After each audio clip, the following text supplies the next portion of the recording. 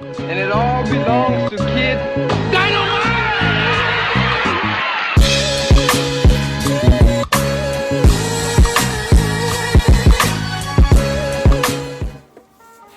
Hey guys, what's going on this earth? And today I want to talk to you guys about 10 tips I wish someone would have told me when I first started working out. So these are 10 tips I'm going to give to you guys that if I go back and tell myself, this is exactly what I would say.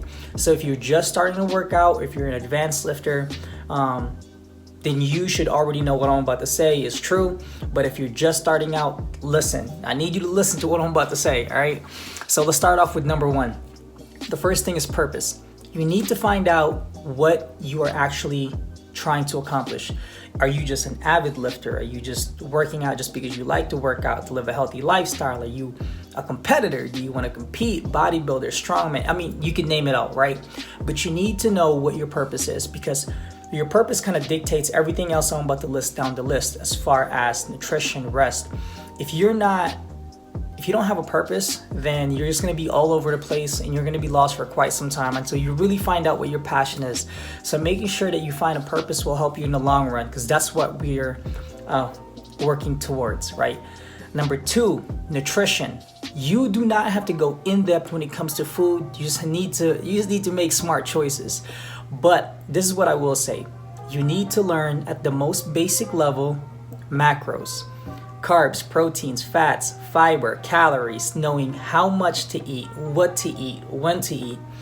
These are game changers. If you don't know what you're eating, what you're supposed to, and how much and when, you're kind of lost. Again, you won't have a purpose as far as nutrition. You're just kind of all over the place.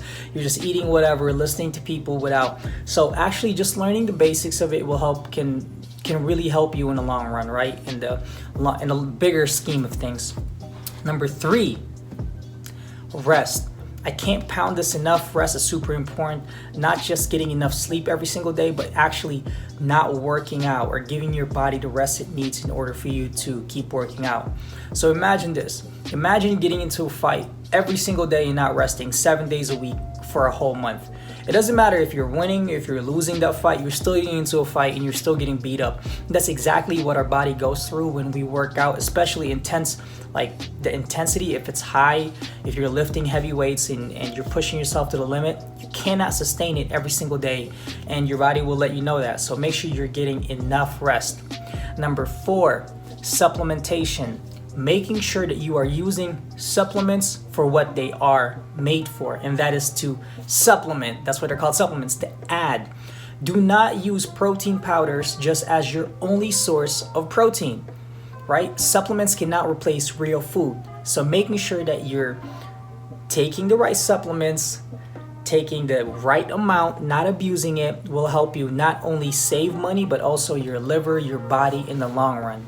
Don't be like me. When I first started working out, I thought Cyto Gainer and milk were the only things I need to intake in order for me to gain weight.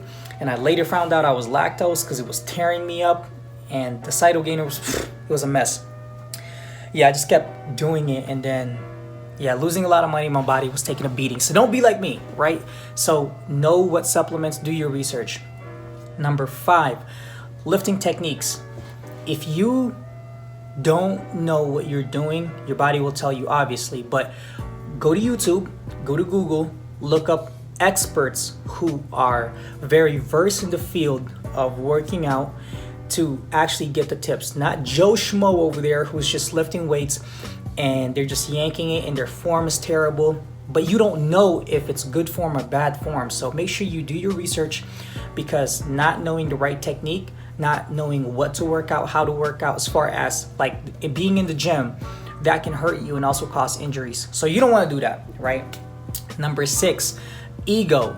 Bro, check this out. It doesn't matter how bad she is, what Gymshark she's wearing, Alpha Elite, whatever it may be, she is not bad enough for you to hurt your body because you're lifting too much weight that you know you can't do, trying to impress the people you think that care about you, but really don't.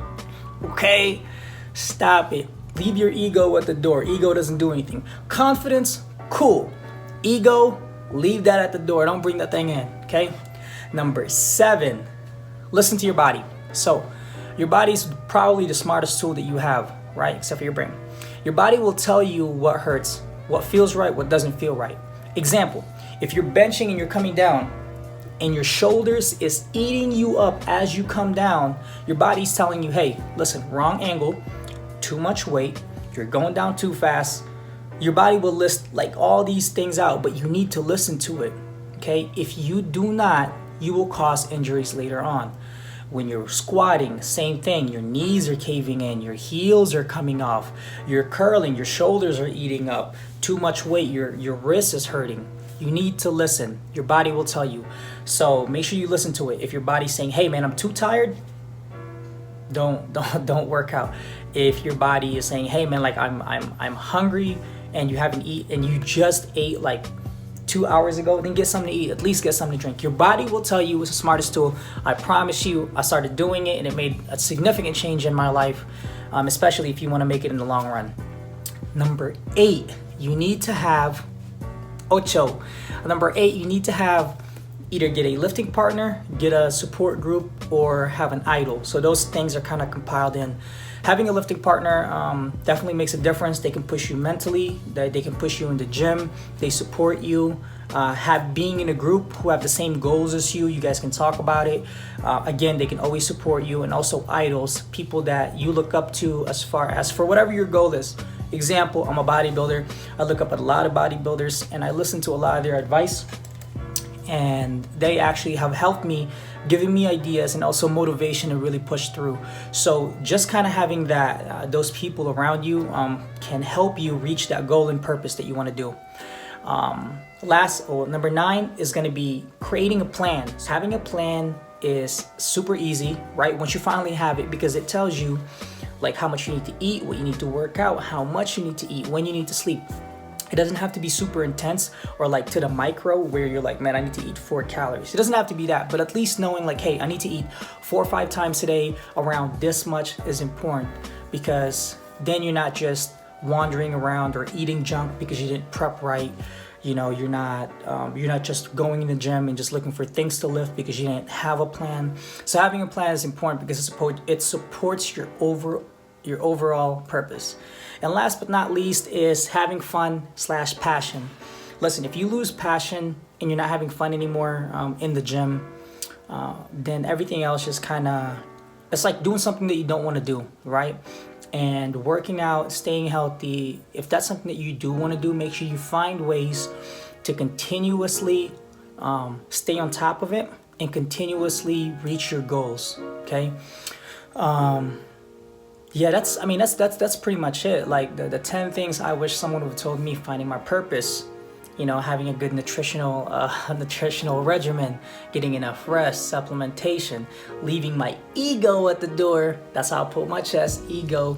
Listening to my body, that was super important. Finding a good support group, learning lifting techniques, having a plan, and also having fun. And I think after 10 years, like I'm not a long lifter. I've only been lifting for about 10 years now, but I think these things kind of sum up. I wish someone would have told me this when I first started working out. So that's pretty much it. I hope you guys enjoyed the video. It's something a little bit different.